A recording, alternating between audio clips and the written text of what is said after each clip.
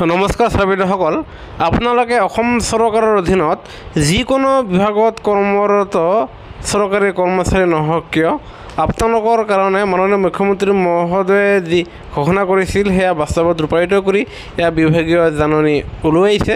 এয়া চাব government of অসমৰ জেনেৰেল এডমিনিষ্ট্ৰেশ্যন ডিপাৰ্টমেণ্টৰ ফালৰ পৰা প্ৰকাশিত এয়া আজিৰে শেহতীয়া জাননী আৰু যিটো পঠোৱা হৈছে ছিনিয়ৰ মষ্ট ছেক্ৰেটাৰিজ অল ডিপাৰ্টমেণ্টলৈ পঠা হৈছে আৰু ইয়াৰ বিষয়বস্তু এয়া চাব, য'ত লিখা আছে submission of data for development of an e transfer portal for facilitating mutual transfer between the employees of the state government of Assam.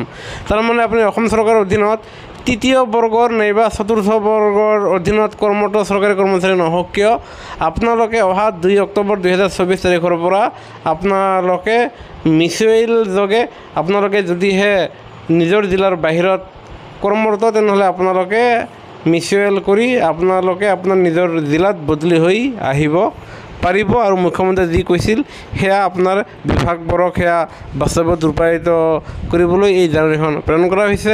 আৰু সেয়েহে কৰ্মচাৰীসকলে যে তেওঁলোকে নিজৰ ডিষ্ট্ৰিক্ট এৰি আন ডিষ্ট্ৰিক্টত তেওঁলোকে নিযুক্তি লাভ কৰিছে, তেওঁলোকে মিউচুৱেলৰ যোগেদি তেওঁলোকে নিজৰ ডিষ্ট্ৰিক্টত নিজৰ পচন্দৰ ঠাইত নিজৰ ঘৰলৈ আহিব পাৰিব আৰু এয়া মাননীয় মুখ্যমন্ত্ৰী যি কৈছিল সেয়া বাস্তৱত ৰূপায়িত দিবলৈ এই নটিছখন প্ৰকাশ কৰিছে।